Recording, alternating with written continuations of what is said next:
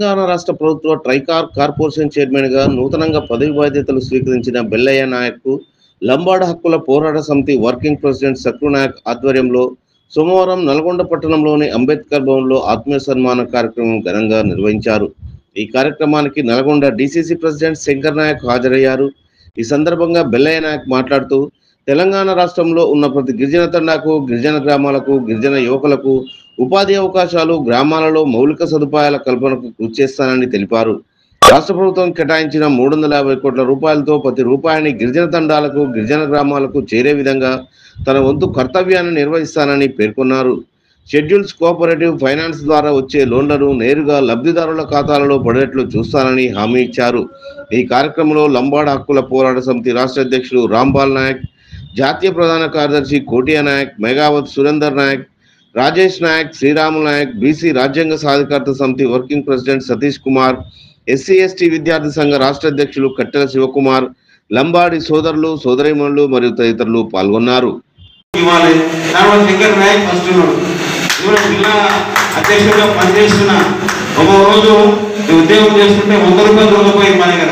కొంతమంది బదనామం చేసినా ఇంకేం చేసినా కానీ చెప్తున్నా, మా దగ్గర Munugode election, Nagarjuna Sagar election, Huzur election, ఈ బై ఎలక్షన్ క్లియర్ చేసుకుంటూ ప్రతి మీటింగ్, ప్రతి ధర్నా మా పత్రికా మిత్రులు ఎక్కడెవరన్నా చీరుగానే ఉండరా వాళ్ళందరూ చూసేది మా అందరినీ. ఎందుకంటే కలెక్టర్ ఆఫీస్లో అడ్డం పడుకునేది, ఎస్పీ ఆఫీస్లో పడుకునేది. ఎన్ని కేసులు 1, 2, 3 కాదు, ఎన్నో కేసులు ఉన్నాయి. అయినా కానీ మేము అన్నిటికి బరాయించి పార్టీలు నిలబడి పార్టీ కోసం పనిచేసి, అంతేగాని ఒక వ్యక్తి కోసము ఇంకొకరి కోసం పనిచేయలేదు. వ్యక్తి కోసం పనిచేయాల్సిన అవసరం వ్యక్తి కోసం పనిచేస్తున్నాం. కాబట్టి ఏదేమైనా సరే మన అందరం కూడా మన జాతి బిడ్డలుగా మీరందరూ ఏం చేస్తారంటే ముందులో కూడా చెప్తారు, ఇంకో కూడా చెప్తారు. అట్లా చెప్పవాలని దయచేసి మీరందరూ ఒకటే స్టాండ్ మీద ఉండండి, మీకు కావాల్సినవి వస్తాయి. మీకు స్టాండే లేదా? ఈ స్థానిక నియోజకవర్గం ఎమ్మెల్యే మంత్రి గారు అయినటువంటి కోమటిరెడ్డి వెంకటరెడ్డి గారు, ఉత్తమ్ కుమార్ రెడ్డి గారు, మన ఉమ్మడి జిల్లాలోనే చాలా సీనియర్ నాయకుడు అయినటువంటి జానారెడ్డి గారు కూడా నా కోసం సపోర్ట్ చేసినటువంటి వ్యక్తులలో ఉన్నారు. వాళ్ళందరూ నాకు బలపరిచిండ్రు, సపోర్ట్ చేసిండ్రు. కాంగ్రెస్ పార్టీలో ఉన్నటువంటి పెద్దలందరి సహకారంతో నా మిత్రుడు శంకర్ నాయక్ కూడా ఇక్కడ అవకాశం వస్తే అక్కడ చెప్పాడు బావకి అకామిడేట్ చేయాలని. వీళ్ళందరి సహకారంతోనే నాకు ప్రభుత్వం ట్రైకార్ చైర్మన్ ఇచ్చింది. నేను ఇదేం చిన్న పోస్ట్ అనుకోవట్లేదు. నా జాతులకు సేవ చేసుకునేటటువంటి ఒక అవకాశాన్ని ప్రభుత్వం నాకు కల్పించింది. గిరిజన శాఖలో ఒక ట్రైబల్ వెల్ఫేర్ డిపార్ట్మెంట్లో ట్రైకార్ ఉన్నదనే విషయం కూడా ఎవరికి తెలియదు. నాకు బాధ్యత ఇచ్చిన మొదటి రోజు నుంచి దాంట్లో ఉన్నటువంటి విషయాలేమి, దానివల్ల మన ప్రజలకు ఏమొస్తుంది, గిరిజనులు ఎట్లా బాగు చేసుకోవచ్చు అనేటటువంటి యుద్ధ ప్రాతిపాదిక మీదనే పనిచేస్తూ ఉన్నాను. 350 కోట్ల రూపాయలు పైసలు ఇచ్చిందన్నారు. 350 కోట్ల రూపాయలు బట్టి విక్రమార్క గారు నాకు కేటాయించారు గిరిజన ట్రైకార్ కోసం. ఈ 350 కోట్లతో ఎవరెవరికి ఉద్యోగాలు లేనటువంటి వాళ్ళకి ట్రైనింగ్ ఇవ్వచ్చు. మేము ఉద్యోగాల కోసం మన నల్గొండ జిల్లాలోనే యూత్ ట్రైనింగ్ సెంటర్ ఉన్నది, దేవరకొండలో ఒక యూత్ ట్రైనింగ్ సెంటర్ ఉన్నది. ఈ యూత్ ట్రైనింగ్ సెంటర్లు పనిచేస్తలేవు ఇంతవరకు. ఈ 2 యూత్ ట్రైనింగ్ సెంటర్లను 365 రోజులు పనిచేయించాలనేటటువంటి నిర్ణయాన్ని ఇక్కడికి రాకముందే అధికారంతో మాట్లాడి వచ్చినారు. ప్రపోజల్ పెట్టండి, ఆ యూత్ ట్రైనింగ్ సెంటర్లు కళకళలాడుతూ ఉండాలి, దానికి స్టాఫ్ కావాలని ఇస్తాం, ట్రైనింగ్ ఇచ్చే వాళ్ళని అపాయింట్ చేద్దాము, అదేవిధంగా అవసరం అనుకుంటే అవుట్ సోర్సింగ్ వాళ్ళతో కోఆర్డినేట్ చేసుకుందాం అని చెప్పేసి వచ్చినాం. కాబట్టి లోన్లు లేనటువంటి వాళ్ళు మన దగ్గర లంబాడీలు ఉన్నారు, ఎలకరంతకి సంబంధించిన మిత్రులు ఉన్నారు, చెంచులు ఉన్నారు. ప్రతి గిరిజనుడు అత్యధిక పేద వర్గానికి సంబంధించినటువంటి గిరిజనులకు ఏమేమి సౌకర్యాలు కావాలో అది కల్పించడం కోసం ఖచ్చితంగా ప్రణాళికాబద్ధంగా పనిచేద్దామని చెప్పి మాట్లాడొచ్చింది. ఎందుకు చెప్తున్నది మాట్లాడంటే నేను చేయగలిగిన పనులు. కాబట్టి మన జాతులకు సేవ చేసుకునే అవకాశాన్ని గౌరవ ముఖ్యమంత్రి గారు ప్రభుత్వంగా కల్పించింది. అది ఖచ్చితంగా ఇంతవరకు దాకా ఎంత జరిగిందో నాకైతే తెలియదు. కానీ ట్రైకార్ అనేది ఒక సంస్థ ఉన్నది, అది గిరిజనులను లోన్లు ఇస్తుంది, సబ్సిడీలు ఇస్తుంది, నిలబెడుతుంది. వారు ఉద్యోగాలు లేకున్న నిరుద్యోగులకు ఉపాధి అవకాశాలు కల్పిస్తుందని నిరూపిస్తుంది.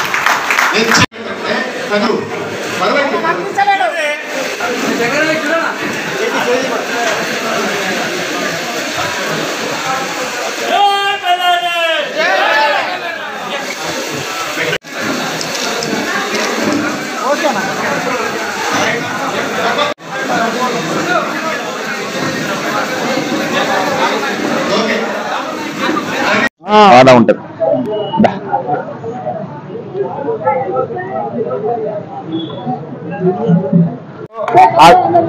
ట్రైకార్ చైర్మన్ డాక్టర్ బెల్లయ్య గారికి ఆత్మీయ సన్మాన ప్రోగ్రాం జరిగింది. ఈ సన్మాన ప్రోగ్రానికి ఎస్సీ ఎస్టీ బీసీ ప్రజా సంఘాల నాయకులు అలాగే రాజకీయ పార్టీ నాయకులు రావడం చాలా సంతోషకరమైన విషయం. ఈ కార్యక్రమానికి విజయవంతం చేసిన మా ప్రజలందరికీ ప్రత్యేక మీడియా ద్వారా అందరికీ ప్రత్యేక ధన్యవాదములు.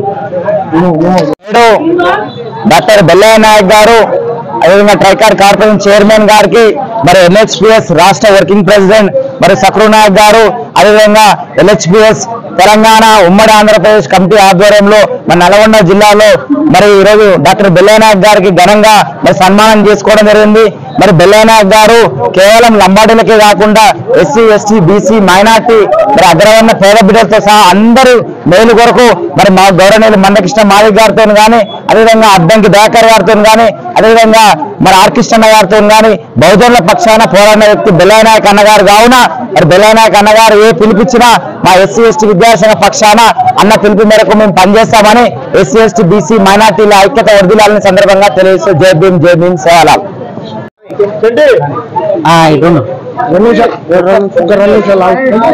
ఈరోజు మా మిత్రుడు అన్నగారు గౌరవనీయులు తెలంగాణ రాష్ట్ర లంబాడి హక్కుల పోరాట సమితి వర్కింగ్ ప్రెసిడెంట్ గా నియామకం అయినటువంటి సక్రు నాయక్ గారికి మా యొక్క బీసీ రాజ్యాధికార సమితి నుంచి పూర్తిగా సంతోషాన్ని వ్యక్తం చేస్తున్నాము. అంతేకాకుండా ఈరోజు ఈ యొక్క కార్యక్రమానికి గౌరవనీయులైనటువంటి డాక్టర్ బెల్లయ్య నాయక్ గారిని ఆత్మీయ సన్మాన సభకు ఇచ్చేసినటువంటి ఎస్సీ ఎస్టీ బీసీ మైనారిటీ అన్ని కులాల సంఘ నాయకులు ఇక్కడికి ఇచ్చేశారు. వారందరికీ మా యొక్క బీసీ రాజ్యాధికార సమితి తరపున ప్రత్యేక ధన్యవాదాలు తెలియజేసుకుంటున్నాను. అంతేకాకుండా మా మిత్రుడు సక్రు నాయక్ గారు గత 15 సంవత్సరాల నుంచి ఈ యొక్క లంబాడి హక్కుల పోరాట సమితిలో గ్రామ స్థాయి, మండల స్థాయి, జిల్లా స్థాయి, నేడు రాష్ట్ర స్థాయికి చేరుకున్నారు. మాకెంతో సంతోషంగానూ గర్వకారణంగానూ ఉన్నది. అంతేకాకుండా రాబోయే రోజుల్లో మా మిత్రులు మంచి ఒక ఉన్నతమైనటువంటి పదవిని చేపట్టాలని మేము కోరుకుంటూ ధన్యవాదాలు తెలియజేసుకుంటున్నాం.